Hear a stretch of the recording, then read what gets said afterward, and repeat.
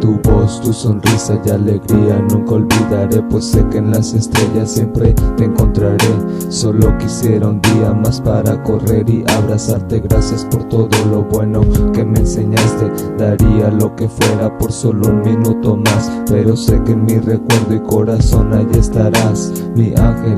Sé que hoy te encuentras descansando, yo sé que tú siempre estarás aquí a mi lado. Así es el ciclo de la vida y tengo que aceptarlo. Tú cumpliste la misión de habernos bien criado, con todo ese amor nunca jamás imaginado. Me llegan muchos recuerdos bellos de aquel pasado. Soñé que te volví a tener, que puedo respirar, porque me das lo que yo busco en otros brazos. Soñé que te volví a tener, que puedo respirar, porque me das lo que yo busco en otros brazos. Duerme ahora en paz y tranquila tu mamá, que todos los ángeles muy bien te cuidarán.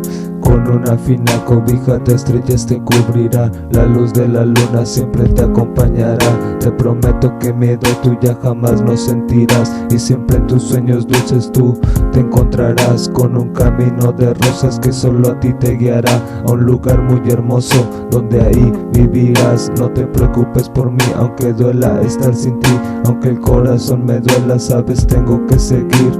Te seguiré buscando, solo viendo hacia el cielo. Ahora entiendo por qué dicen que nada es eterno.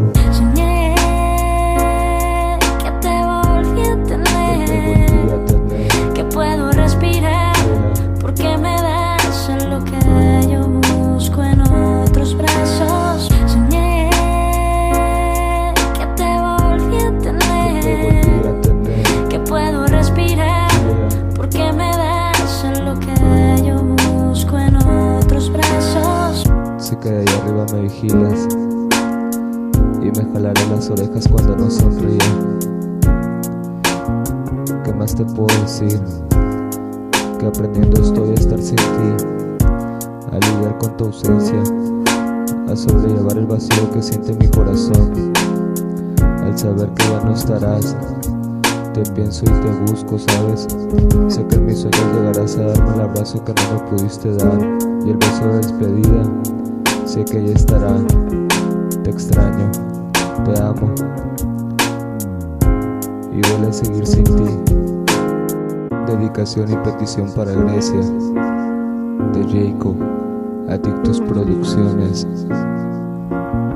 Y esto fue Carta para Mamá.